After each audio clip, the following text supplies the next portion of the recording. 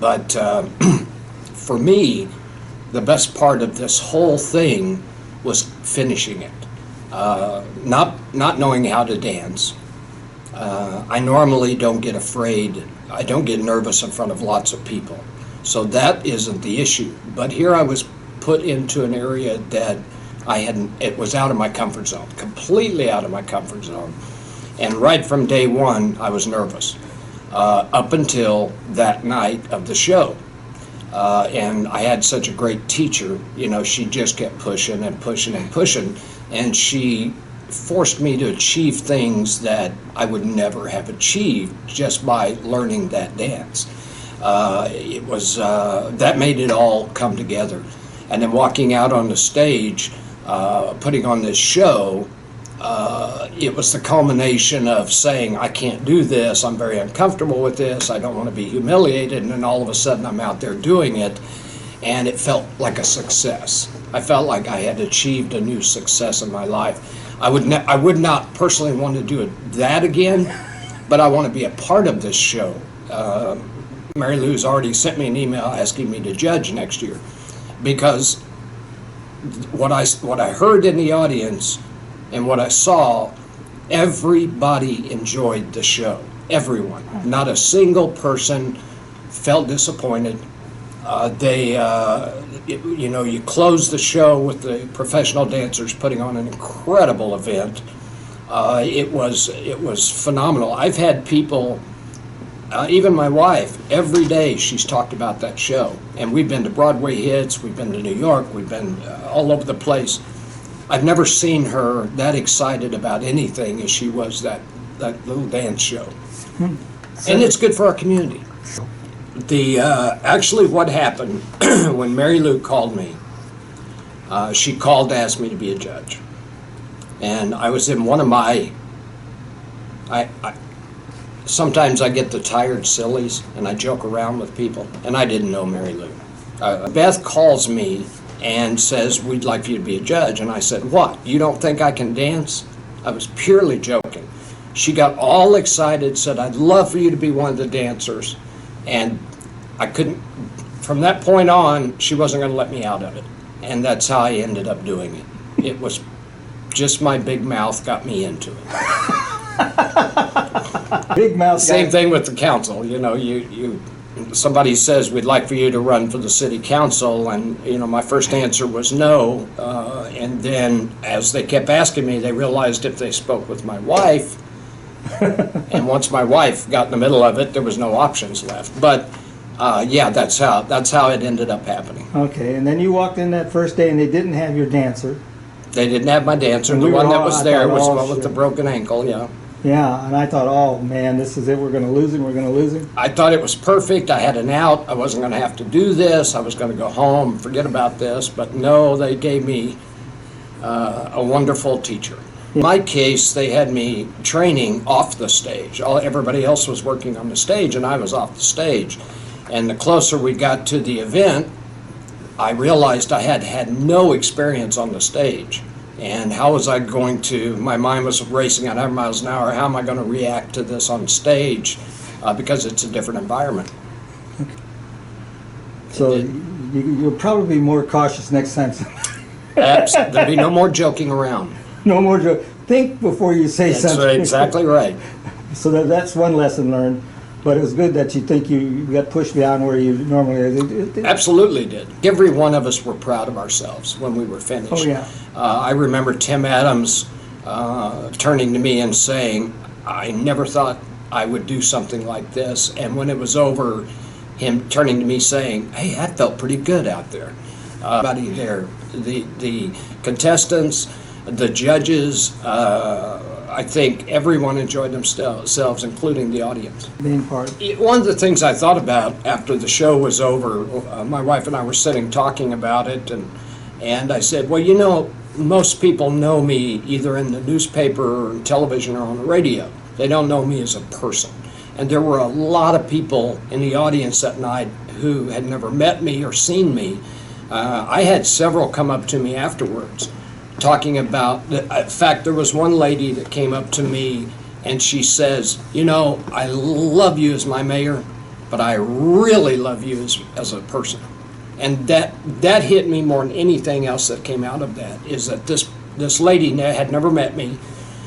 She knew about the things the city has accomplished, and now she saw me not as a politician or not as the guy sitting at the council, but this human being out there willing to put himself on the line just as a person. And I think that meant a lot to me. I know it meant a lot to me more than anything else. Yeah. Thing I didn't understand, you said you were for some reason going to donate to the policeman's what? Yeah, we have our Kennewick Police Department established a fund. Dave Redder, who owns Windermere, Dave Redder came to us a few months ago, and he says, I would like to start a new program. And the program goes like this. Certain people in the community donate money. Some of us donated fairly large sums of money. And we put it into a bank account, and we issue every police officer a credit card, a prepaid credit card. And the purpose of this credit card or debit card was, there are so many instances where our police department runs into a situation that they want to help the individual, but they don't have the funds for it, and trying to get that taken care of, it takes too long.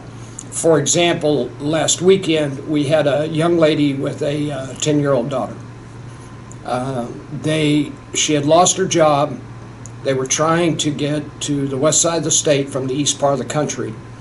The car broke down, had a flat tire, and they were sleeping in their car because they had run out of money and had no way of finishing the trip.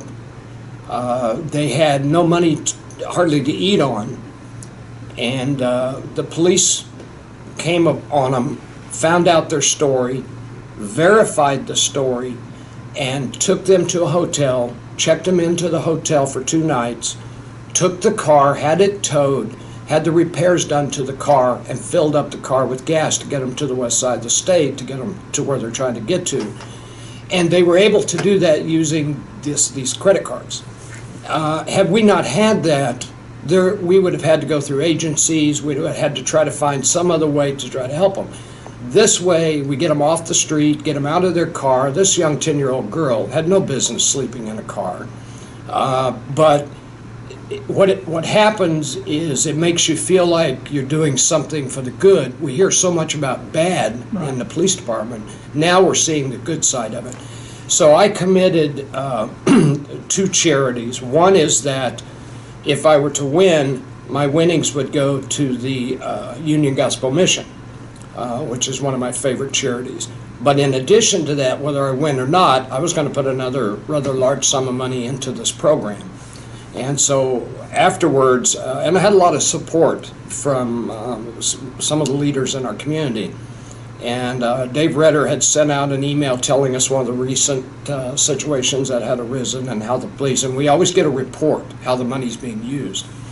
And so I wrote back and said, well, I didn't fall down at the dance, therefore I'll make my donation on Tuesday. And so that was the second donation. And I made that whether I won or lost, just if I didn't fall down and embarrass myself.